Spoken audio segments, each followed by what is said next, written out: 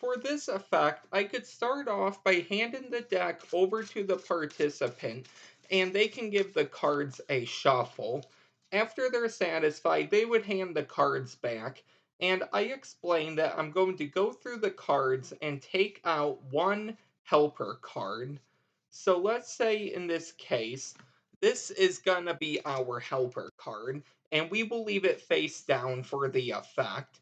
So now I can hand the deck back over to the participant and they can give the cards a shuffle. After they're set with that, I would have the participant take out any card they would like. Let's say they take out this card. I don't want to see your card, so I'm going to turn to the side, but you look at your card and you remember it. So there is your card. I hope you can remember that. So I'm going to turn it face down and come back around. I'm going to take your card. I will show it to you one more time right there. And we're going to place it somewhere into the deck. Let's say about there. Perfect. So for this trick, we don't need the whole deck. We only need a small packet of cards. So let's say we take out this many cards here. So my helper card, in case you were wondering, which you probably were, is the King of Hearts. Now we're gonna take the king, and the participant can cut it anywhere into the pack they would like, and they can do this as much as they would like as well. So let's say they're satisfied there. I'm now going to deal two piles like this, and we are going to use the pile that has the helper card or the king. So we're going to get rid of the rest of the packet there. So let's say we go through again, and we are here. We'll get rid of those, and we will do this one more time until we're left with one card. So now I can show the participant all of the cards that the king could have stopped on, as you can see here. But there is one card. For the first time, I would have the participant name their card out loud. Let's say they do that right now. And I hope that this is your card, the Six of Spades. And that is today's effect. If you would like to learn how to do that, be sure to stay around for the tutorial. Before I get into the tutorial, the cards I am using are the white Star Wars cards. I have a deck review of these. I will link that in the description. A little bit of background effect or info on this effect. Well, first of all, this is a variation of an effect I first saw on Robert Ball Magician's channel. So I'm going to link Robert's channel in the description along with his two videos. I believe he has a performance video and a tutorial video.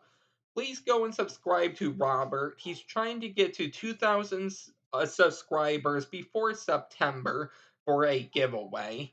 Now, I have already taught on the channel a few ways you can do this. I taught the original way that Robert showed, and then I taught a prediction effect. So I will link both of those videos in the description. But this is actually the last way I found out you could do this effect, and it is the most advanced. And I believe that is actually everything you should know. If I think of anything else during the tutorial, I will tell you at the end of the video. But now let's get right into this effect. So you can start off by handing the deck over to the participant, and they can give the cards a shuffle. Now it's up to the participant, or actually, I shouldn't say that. It's up to you, the performer, if you want to have your helper card out before the effect. And it doesn't matter if it's face down or face up. Or you could do what I did in the performance, have the deck shuffled, and then go through and take out your helper. And once again, it doesn't matter if it's face up or face down. After the deck is shuffled, I say I'm going to take out a helper card. and it doesn't matter what the helper card is either. After that, the deck can be shuffled one more time. That doesn't matter. And now is when you're gonna actually start some of the slides. So you're gonna have a card selected, and it's going to be controlled eighth from the top. So 1, 2, 3, 4, 5, 6, 7, 8. So you can go about this a couple of ways. The first way I did it was I had a card selected. Before they turned it over, I told them I was going to turn to the side because I didn't want to see their card. So when I turned to the side, from the top of the deck, I pushed off 5 groups of 3 cards. Or actually, no, I didn't. You're gonna do the 5 groups of 3 cards later in the effect. So actually, what I did was I pushed off 2 groups of 3 plus one more card, and that's gonna get you to 7. So I went 1, 2, 3. I put my pinky in there, and I kept a pinky break. So now I did a Marlowe tilt. You could also do a bluff pass. I will link both of those in the description. You could also do a controlled overhand shuffle, and I will link both of those videos in the description. And you could do any control really that gets the card eighth from the top. So, and I will link some card control videos in the description. So let's say the card is the 4 of hearts. It's up to you if you want the card signed. So we're going to put it eighth from the top. And for tutorial sake, I will leave it face up. Obviously, it would be face down. So now we have 1, 2, 3, 4, 5, 6, 7, 8.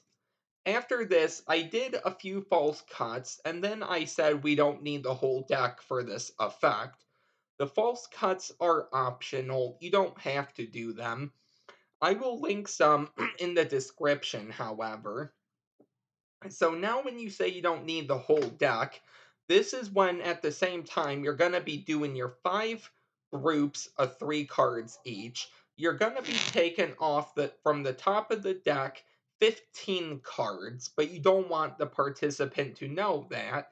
So I just say that we don't need the whole deck for this effect. And this is 5 groups of 3, 15 cards. So we have 1, 2, 3, 4, 5, 6, 7, 8, 9, 10, 11, 12, 13, 14, 15. I leave these on the table and I say, okay, let's get back to my helper card for the first time. In this case, the King of Hearts. And now they can really cut the king anywhere into the packet they would like. Obviously, their card would be face down, so they wouldn't even know that they had cut to their card, but they can really cut it as much as they want into the pack. And now all you have to do is deal 2 piles. However, this is important. However you deal 2 piles, you want to keep dealing that way throughout the effect. So if you deal from left to right, the second time you're going to go left to right, and then left to right. You are not going to go left, right, right, left, or left, right, left, right, right, left. So however you deal, you want to stay consistent with it. So I deal from left to right, so I'm going to deal left to right. And if you do this correctly, it's actually going to work. So you say, okay, we're only going to use the pile that has the helper card. And then I push the other cards off to the side. You could put them back on top of the deck, but I do something with them at the end, which you don't have to do. King is there. And then on your third deal, if you did this right, it's gonna work.